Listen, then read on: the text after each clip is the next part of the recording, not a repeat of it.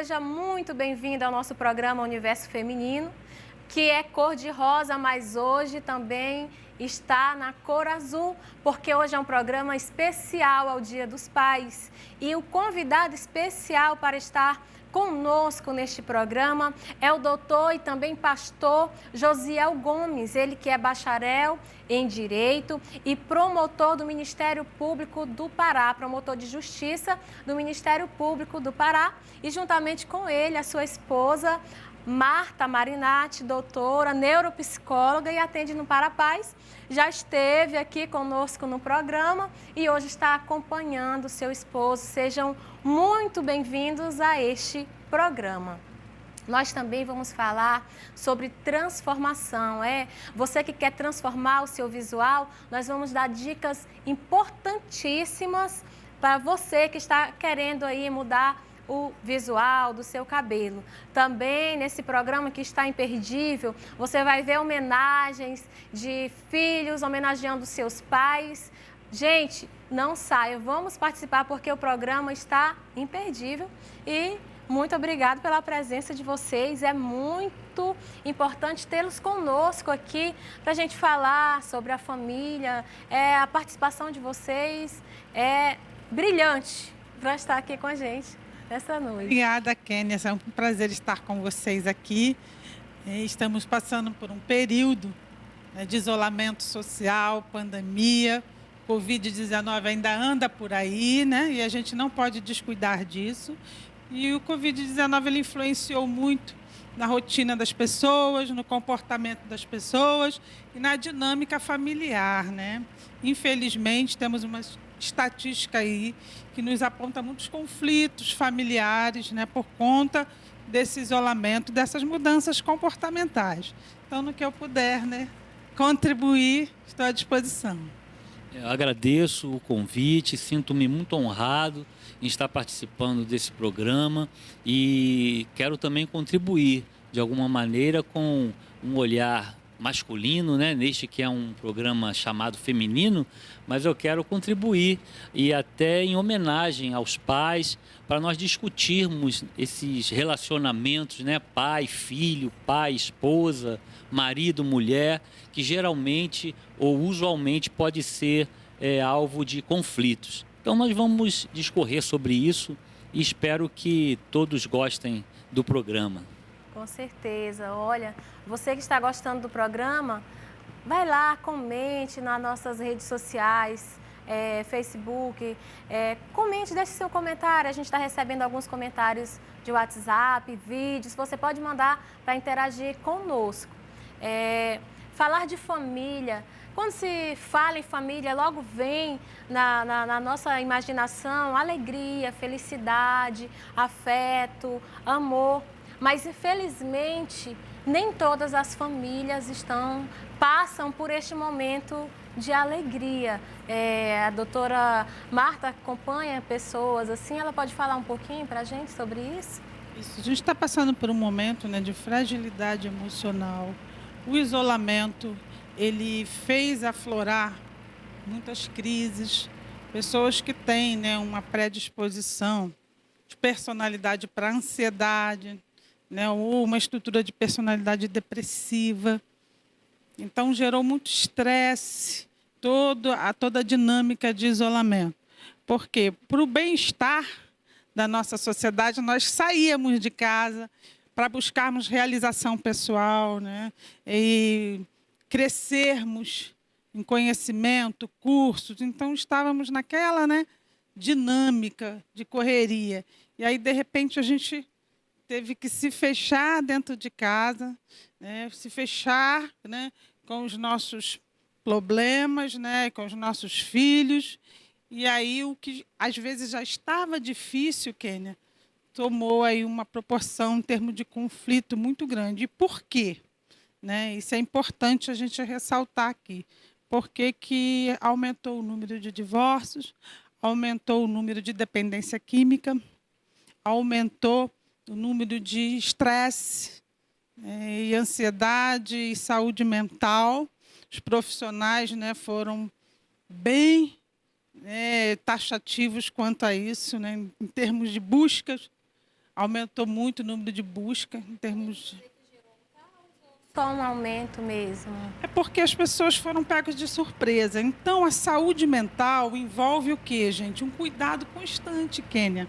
E na nossa cultura, nós não temos esse hábito. Nós vamos fazendo o quê? Protelando, né? E vamos... Aquela coisa do brasileiro de estar sempre, né, tentando levar daqui e dali, não resolver os seus conflitos. E aí, infelizmente, quando se fechou todo mundo dentro de casa, é que as coisas, né, apareceram da forma que apareceu aí, né, nas estatísticas. Então, cabe ressaltar alguns agravantes, como aumentou muito o número de uso de bebida alcoólica, muitas pessoas, né, se refugiando e buscando aí saída com a bebida alcoólica. Geralmente a pessoa está nessa dificuldade financeira, então ele acha um socorro na bebida. Desemprego, né? E aí Como o pai de família que está com dívida para pagar, precisa tantos compromissos, vai procurar socorro na bebida. Falta de esperança, né? De fé, de esperança, né? E a falta de vínculos familiares sólidos. Não existe família perfeita, não existe. Mas existe família que cuida dos seus vínculos, né?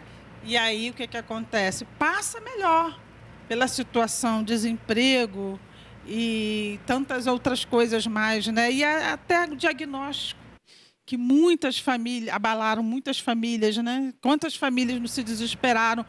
Depois a gente aprendeu a lidar um pouco com o Covid-19, mas assim que saiu, o que é, não é, faz, não faz, vai para cá, vai para lá. E aí gerou muita ansiedade, muito estresse, e muita gente buscou saídas erradas, entendeu? E para você que está em casa acompanhando, o casal, o pastor Josiel e a doutora Marta, os dois doutores também, eles são voluntários na igreja, que eles congregam, eles participam da igreja, e lá eles são voluntários para cuidar de família, são voluntários para fazer terapia com casais, com famílias. E eu gostaria que o pastor Josiel, como pastor, falasse um pouco sobre a sua experiência, o que o senhor tem visto, o que tem acontecido realmente. Pois é, Kênia, o que eu tenho percebido nos relacionamentos familiares é uma crise de identidade de papéis que cada um tem que desempenhar dentro do lar. Já se disse de que a família é a célula máter da sociedade, ou seja, é onde se começa a sociedade em si. E nesta célula, atualmente vem acontecendo uma crise da identidade onde os pais não sabem quais são os seus papéis. O pai, a mãe, os filhos, e acabam nessa confusão, um entrando no papel do outro. Ou seja, para o filho, para a criança pequena, ela fica meio perdida naquela situação onde ele não sabe realmente qual o seu papel naquela relação familiar. E muitas vezes os filhos eles se tornam muito rebeldes e avessos a qualquer tipo de disciplina ou qualquer tipo de submissão aos pais. Gostaria de lembrar que nós que somos crentes temos vários ensinamentos na Bíblia a respeito da criação de filhos, a respeito dos relacionamentos familiares. Basicamente, em Deuteronômio, capítulo 6, versículos 5, 6 e 7, está dizendo que amarás, pois, o Senhor teu Deus de todo o teu coração, de toda a tua alma e de todo o teu poder.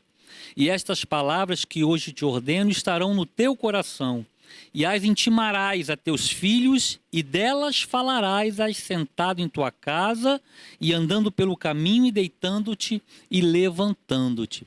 Portanto, o primeiro ensinamento é esse, que nós, os pais, temos que estar atentos ao que nós ensinamos aos nossos filhos.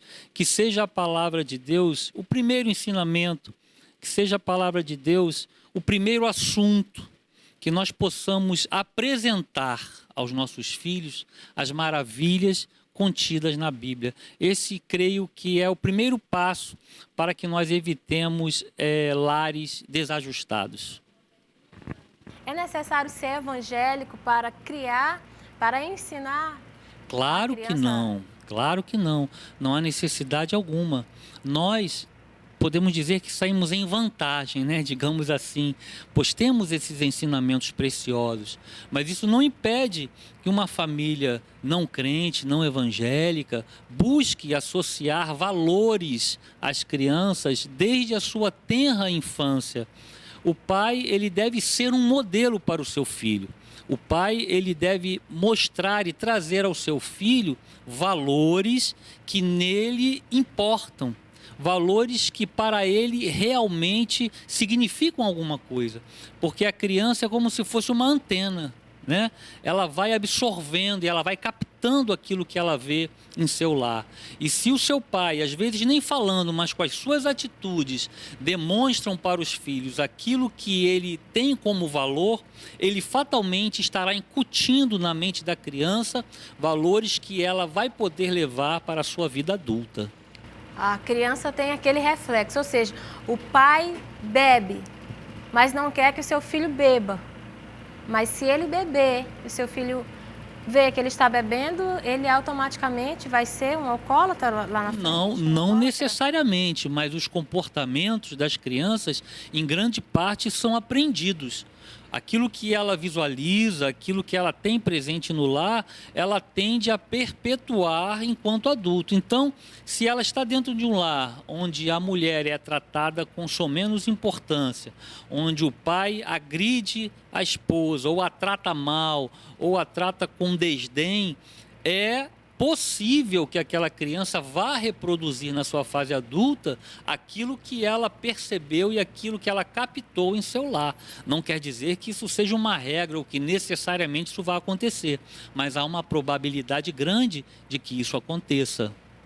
O ensino da palavra de Deus, como você falou, não necessariamente precisa ser crente, membro de uma igreja para ensinar a palavra de Deus. Não existe efeito colateral no ensino da Bíblia. E aí a gente viveu isso na nossa prática, né? A gente trouxe os nossos filhos o conhecimento da palavra de Deus e a gente só viu que acrescentou. Então, em nada, não ficaram bitolados, não ficaram, como se dizem, fanáticos, nada disso. Por aí diz sobre fanatismo, né? Isso. E até existe, você como pastor, você acredita que existe um certo fanatismo, um certo exagero de algumas partes a respeito da criação com a palavra? Ou existe algo moderado? Como explicar isso? Sim, eu creio que a educação ela transita em vários espectros, né? Desde uma extremidade até a outra, nós vamos encontrar todo tipo de criação, né? Pode ser que, no afã de querer educar o seu filho da melhor maneira possível, você acabe cometendo alguns excessos e alguns excessos que beiram ao fanatismo. Nós poderíamos exemplificar, mas acho que não é o caso. Mas que há essa possibilidade, e não apenas a possibilidade, mas alguns fatos que demonstram que a pessoa, às vezes até por boa intenção, não assim por com dolo ou com má intenção, mas ela buscando o melhor para o seu filho, às vezes ela pode entrar numa linha de fanatismo, numa linha mais extremista e desvirtuando, né? Por isso aquilo que é bom, nós... né, amor? É aconselhamento. Você busca uma pessoa idônea a aconselhar, né, um profissional, e uma pessoa que tenha uma certa formação ou que tenha, né, instrução para isso. Por quê? Porque a pessoa, às vezes, está com a melhor das intenções, mas faz uma criança de 4 anos, né, ler, que eu já vi criança de 4 anos lendo, tá? Isso acontece. Ler 1 hora por dia, direto, um capítulo, 2, 3... ela ainda não tem base cognitiva para assimilar aquilo tudo. O que vai acontecer com essa criança, Kenny? Vai tomar aversão à Bíblia, né? Que ela não vai compreender o que ela está lendo, ela vai até ler para te agradar. Então, tudo com muita sabedoria, né? De uma forma lúdica. Hoje nós temos também, né, materiais na CPAD, né, lúdicos, muito bons. Que lá tem muita coisa boa, viu? Muita coisa boa. Eu ensinei meus filhos, alfabetizei meus filhos. Eu não terceirizei a alfabetização dos meus filhos. Eu alfabetizei. E aí eu pegava esses materiais, né? Hoje, muitos pais estão em conflitos também por isso, porque terceirizam, né? A escola, ela educa, ela alfabetiza, é problema dela. E agora, na pandemia? Estão desesperados, né? Porque não sabem o que fazer com as crianças dentro de casa. Então, assim, você não é obrigada a alfabetizar o seu filho, mas você tem que entender que ele tem uma base cognitiva, tem uma limitação, de acordo com a faixa etária dele. Mas com qualquer leitura não pode se exagerar, é isso? Então, com a criança, usar o lúdico, entrar no mundo da criança, isso é muito importante, né? Até para a formação de vínculos mais sólidos, né? Bem, como a senhora já tocou no assunto, você gostou do que ela falou? Quer comprar um material lúdico para o seu filho, ou até mesmo um material, bíblias e livros para você? Vai lá na CPAD, Rodovia Transamazônica 1705, você vai falar com a Samara, fica bem em frente à Praça da Bíblia. Vai lá que você vai encontrar uma infinidade de produtos evangélicos, também tem produtos seculares, vai que você vai se agradar muito do que você vai encontrar na CPAD, vai ter o melhor atendimento para você. Obrigada, nós vamos voltar daqui a pouquinho com o nosso segundo bloco e a gente vai falar um pouco sobre as redes sociais, o que ela tem causado conflito familiar entre pai e filhos. Aguarde, não saia daí, ok? Estou te esperando.